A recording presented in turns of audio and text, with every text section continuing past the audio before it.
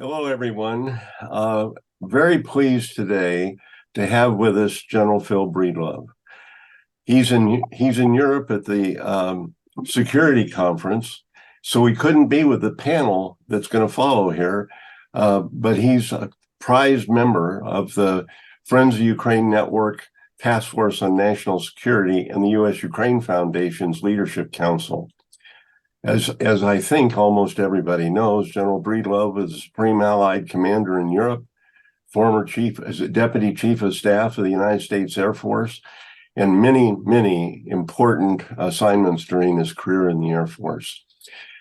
But we're not here to hear about his many accomplishments because most of us know it. We're here to hear what he has to say about the situation before us relating to Ukraine and our relationships with Ukraine and during the war. General Breedlove. Thank you, Bob, and welcome from cold Berlin, where I just did a keynote speech at the Berlin Security Conference. Fellow leaders, both civilian and military, thank you for the opportunity to speak today. The Chinese are said to value a calm, serene life. To curse you then, they wish you have an interesting life, or as they say it, may you live in interesting times. We are certainly living in interesting times today. I submit that in interesting times is when we most need Western leadership. As we look back at the winter of 13 and spring of 14, we have to ask ourselves, could we have made these times less interesting? My predecessor, SACEUR number 16, Admiral Jim Stavridis, commissioned an in-depth Ukraine study conducted at a very senior level. The decision was prescient. We continued the work of this commission right up until the Russian invasion of Crimea began. It involved general officers and serious staffs. As a team, we were looking at what it would take to transform Ukraine and the Ukrainian military forces into a more Western force, and to make it more NATO compatible. This resulted in some incredible and very tangible results. Training at Yavoriv took on new meaning and vigor. Small unit tactics with experienced leaders coming off of the line of contact was really superb. The IED training at Yavoriv was second to none in the world. We also got to learn from them. We learned from the experienced Ukrainian fighters. We learned so much about Russian tactics. We learned how to better use some of the weapons that we had given Ukraine for use. The example I love to use is the counter-battery radar. We were so deterred by Russia at the time that we digitally limited the radar so that they could not see into Russia. They learned how to use them in ways we hadn't thought about. They later showed us how to better use them. But more to our current point, the superb staff work of the commission pointed out many of the changes, capabilities, and training that Ukraine would need to move its forces from Soviet practices into the way of the West. Oh, by the way, when Russia's invasion began and the president and SecDef asked me in my Commander EUCOM role for recommendations, I was ready because of their work. There were too many recommendations to discuss them all today. Let's just mention three that are still very impactful. These include, one, the ability to establish and hold air sovereignty over Ukrainian land. Oh, by the way, the same goes on the sea in the northern Black Sea. Two, the ability to see, target, and strike precisely at long range.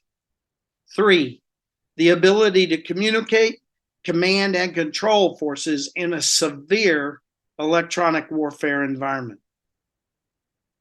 Let's discuss each of those three just a little. American forces and derivatively their allies do not go to war without a minimum of battlefield air superiority over their heads. Late in spring 1953 in Korea was the last time a U.S. soldier, sailor, airman or marine, died to the fixed wing attack of enemy aircraft. Western maneuver warfare depends on it.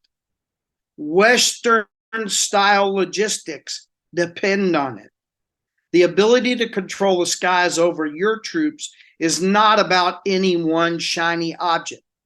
It is about a system of systems. The ability to sense and see the enemy. The ability to label them hostile and then bring weapons to bear. The ability to cover your forces with land-based air defenses, and then where and when needed, cover your forces with air defense aircraft that later will swing into the offense as air superiority is gained. Another key element of Western maneuver warfare is to strike the enemy's capabilities before he brings them to bear on you. And then once he has engaged you, to strike his forces, his sustainment, and his lines of communications persistently and in depth. This demands long-range, precise strike. Ukraine had and still has some superb human intelligence, or human as we call it. But we knew they would need the West's help in targeting. Some intelligence requirements, such as overhead imagery, was beyond the near-term grasp of Ukraine and would require Western help. However, our work identified that the biggest need were weapons to strike persistently, pervasively, and precisely throughout the enemy's entire depth.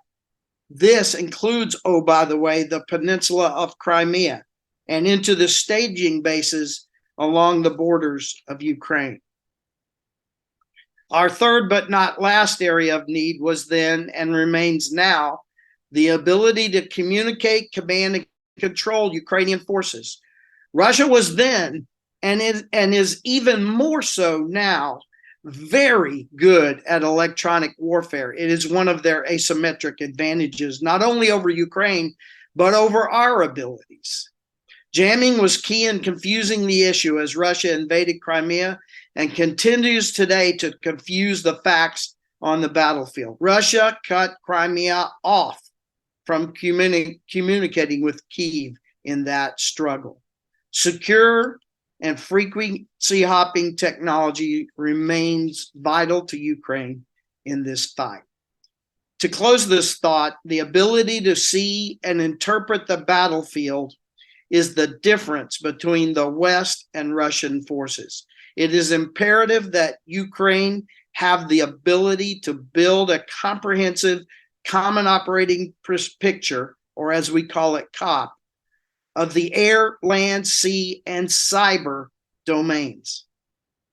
At this point, it's important to note that we knew then, prior to the two invasions of the Ukrainian peninsula and the Donbass, the major elements of what Ukraine needed. Imagine how different this fight may have been if we had acted then on what we already knew. History will judge us on how well we have addressed these needs. Very little has changed. The question is, in the last 9 years or so, what have we accomplished? Is Ukraine able to project battlefield air superiority over its troops? Can Ukraine strike deep, persistently, pervasively, and precisely to deny the enemy sanctuary and to destroy and disrupt his forces even before they are brought to bear? Does Ukraine have a common operating procedure that is accessible down to the smallest maneuver elements? Sadly, the answers are no. We have done some very good work, but not enough. There is much more to do. And now, in this subsequent Russian invasion, we are re-observing the observations we made before the last two invasions almost 10 years ago. So how do we move forward? The first and most important thing we need to give Ukraine now is their declaratory policy. Our policy is most often described by the following: we are going to be there as long as it takes, or we're going to give them everything they need. To a military planner, these are incomplete sentences. Military planners would almost immediately ask, to do what? To answer this question, Ukraine and the Ukrainian people are clear. Their words are to remove all Russians from all sovereign Ukrainian lands. I humbly submit that that's how we should end those policy sentences. Why do we not set such a policy? Why do we not ascribe to what the Ukrainian people have clearly intimated as the future they want for their country? Put simply, we are deterred. The West is deterred. Some key policy leaders of the West are unable to intellectually comprehend how to deal with a Russian defeat and what that means, or what a defeat of Putin would entail. Ergo, we seek another appeasement to stop the current fighting. We seek to trade Ukrainian land at the cost of Ukrainian lives to ensure our own safety. In the war colleges of the West, we learned that great thinkers about war had many axioms about conflict. They were many and they didn't universally agree. But on these two key directives, they did. Directive 1, seize and maintain the initiative. Directive 2, deter your enemy and do not allow your enemy to deter you. Clearly here I paraphrase Clausewitz, Jomini, Sun Tzu. These are not their exact words, but you get the point. We have to change our approach. We ceded the initiative to the enemy in this war before the first shot was fired. We told the enemy what we were not going to do. Several things were said. No boots on the ground, no fires into Russia. Over and over, we said to the enemy, if you do this, we will do that. We have to make the enemy react to us rather than us reacting to him. It is time for us to deter Putin rather than us making every decision trying to find a no-risk way ahead among Putin's many threats concerning nuclear war and a widening war. Russia can no longer be a sanctuary to Western supplied long-range fires. And we have to agree and we have to understand and comprehend that there are zero no-risk ways ahead. Our global policy is being written in Ukraine today. China, Iran, North Korea, and the rest of the world are watching. Multiple elements of the Western press are reporting that important leaders of Western policy are moving to urge Ukraine to go to the table and negotiate. I don't know this is true personally, but there is ample reporting. The bargaining chip that we use in this discussion is, of course, the type and quality of continued Western support. Any settlement would involve the loss of more Ukrainian land and soldiers' lives as we work towards that peace. In the words of Ambassador Kurt Volker, peace now means more war later. In 2008, Russia was rewarded for its bad behavior by being allowed to seize and hold 20% of Georgia. In 2014, Russia was rewarded for its bad behavior by being allowed to seize and hold approximately 13% of the most important tactical and commercial land and ports of Ukraine. The question now is, will the Western world once again, for the third time, reward Russia for amassing its army, attacking across an internationally recognized border, and subjugating portions of a neighboring sovereign nation? To close, I would just like to address a concern I've seen many times now in the run-up to an election. Some seek to, quote unquote, work a deal with Putin and with Russia. I'm not sure if we should, and I'm pretty sure that I would not deal with or trust a leader who has weaponized murder, as we have seen in Ukraine, weaponized rape, as the women of Ukraine have reported, weaponized torture, as we have discovered torture chambers for both grown-ups and children, and weaponized abduction. Rather, a war criminal who leads a nation in a force and embraces those weapons. We should just deliver him to the ICC as opposed to try to make a deal with him. I thank you for listening to me. Slava Ukraini. Well, thank you, Phil. Before letting you sign off, you've said a lot of things that are very stimulating and raise a lot of further discussions.